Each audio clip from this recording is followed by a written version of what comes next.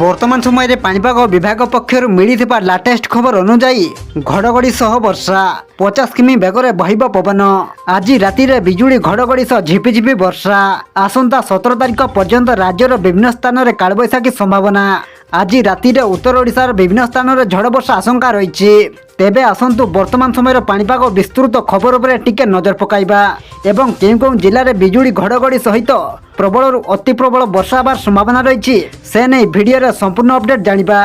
किंतु ता पूर्व वीडियो को गोटे लाइक करंतु एवं वीडियोटी को आपण मानक सांगसाथी मानक बहु मात्रा रे शेयर करंतु।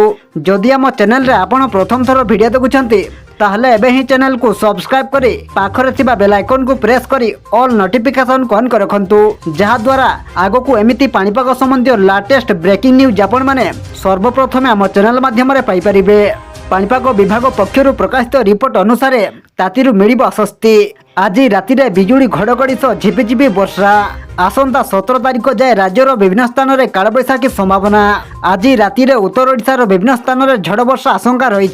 सही जिलागुड़िक मध्य बालेश्वर, भद्रक, जाजपुर, केन्दुझर, मयूरभंज और केन्द्रापड़ा घड़घड़ी और वर्षा सहित 40 ରୁ 50 किमी बेगरे बहीपे पवन बोली पाणीपाग विभाग पूर्वानुमान करिछि।